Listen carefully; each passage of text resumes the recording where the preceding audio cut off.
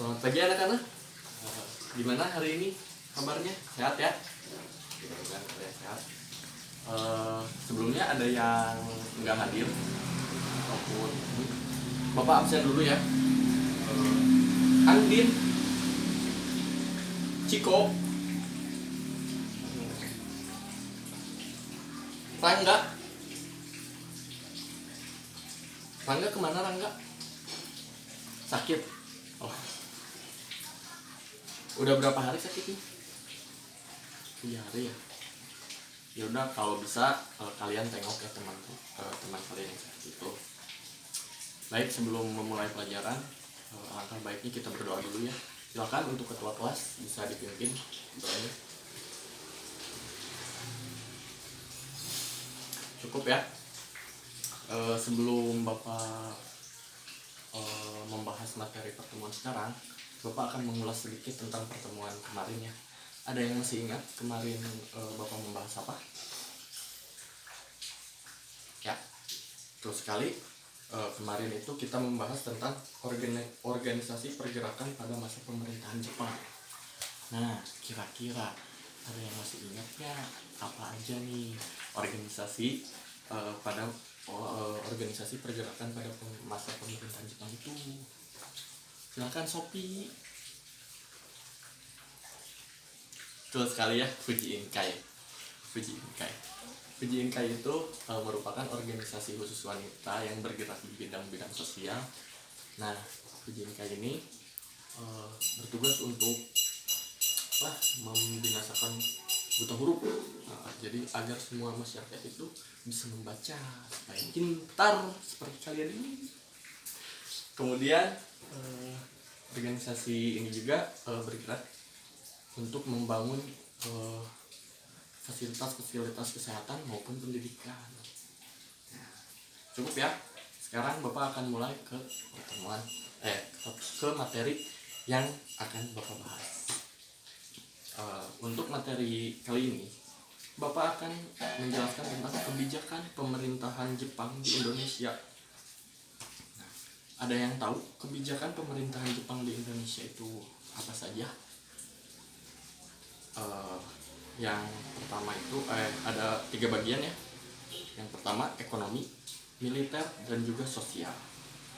Untuk di bidang ekonomi yaitu perluasan area persawahan.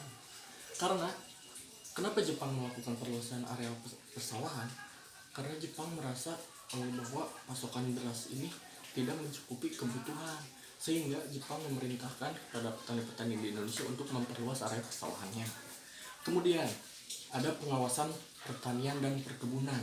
Nah, ini itu kenapa diawasi oleh Jepang itu supaya dapat mengendalikan harga barang. Nah, dengan tujuan mengendalikan harga barang itu, hasil pertaniannya itu diatur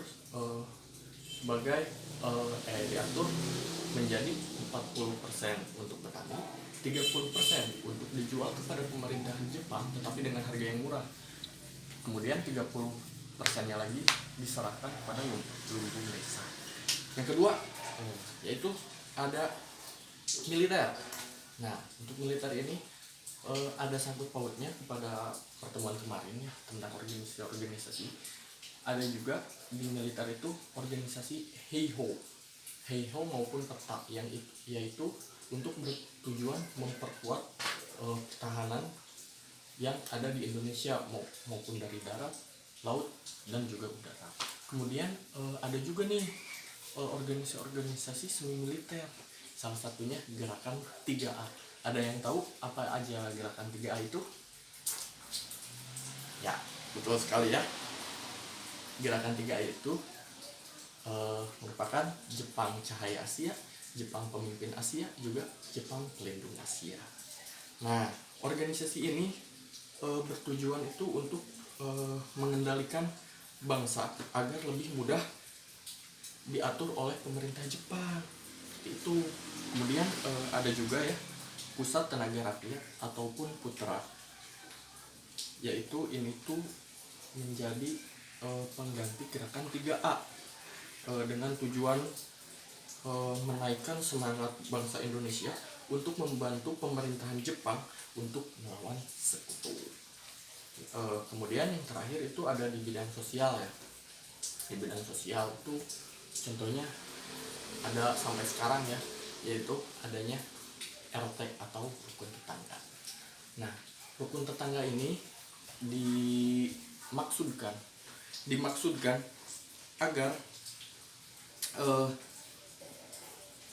pemerintah Jepang dapat mempermudah pengawasan dan pengarahan kepada penduduk atau kepada masyarakat Indonesia ya. Jadi Jepang itu lebih mudah nih untuk mengatur dan juga untuk mengetahui siapa saja nih masyarakat Indonesia untuk dijadikan pekerja, seperti halnya ada yang mau kita bahas sekarang, Romusa ya.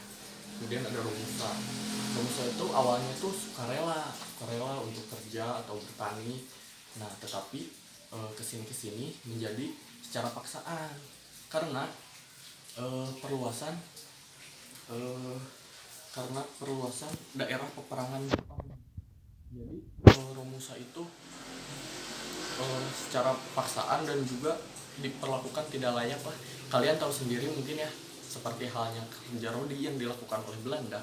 Nah ini itu namanya Romusa gitu. Kemudian ada pendidikan ya. Nah salah satunya sekolah 6 tahun atau disebutnya itu sekarang ya sekolah dasar. Kemudian ada sekolah menengah itu juga ada sekolah menengah pertama dan juga sekolah menengah atas. Nah itu tuh dimulainya pada saat Jepang. Cukup ya untuk materi sekarang. Apakah ada pertanyaan? Tidak ada. Baik, kalau tidak ada, silakan untuk kalian kerjakan itu yang ada di buku paketnya ya. Kemudian besok saya akan periksa. Sekian pertemuan dari saya cukupkan, terima kasih. Mohon maaf apabila Bapak banyak salah-salah kata ataupun kata yang tidak mengenakan pada kalian. Wassalamualaikum warahmatullahi wabarakatuh.